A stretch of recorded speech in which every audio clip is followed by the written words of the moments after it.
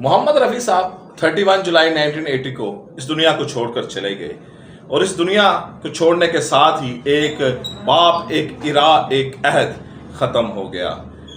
इस radio India पर लोग मोहम्मद रफ़ी साहब की आवाज़ सुनते थे।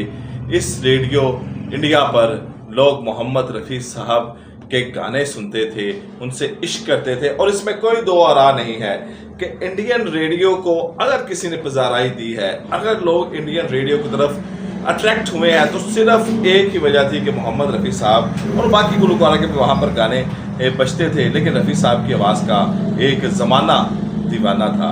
लेकिन जब मोहम्मद रफ़ी साहब की वफ़ात हुई तो ना तो उनको कोई ट्रिब्यूट पेश किया गया, ना उनकी आवाज़ इंडिया रेडियो पर गूंजी, ना वहाँ पर कोई उनका जिक्र किया गया।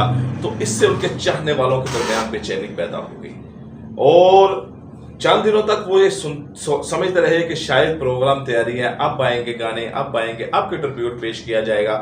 लेकिन ऐसा कुछ ना हुआ।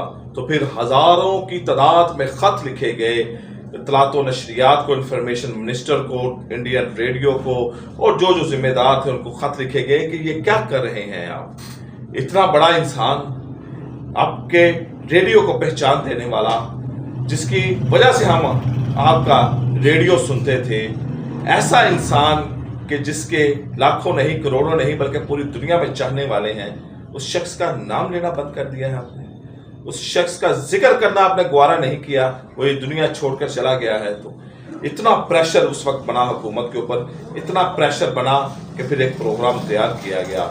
रफ़ी साहब की हमद, नाते, गज़लें, गाने सबको वहाँ पर इंडियन रेडियो के ऊपर बजाया गया, सुनाया गया, गवाया गया, ताकि मोहम्मद रफ़ी साहब को ट्रिब्यूट पेश किया जा सके।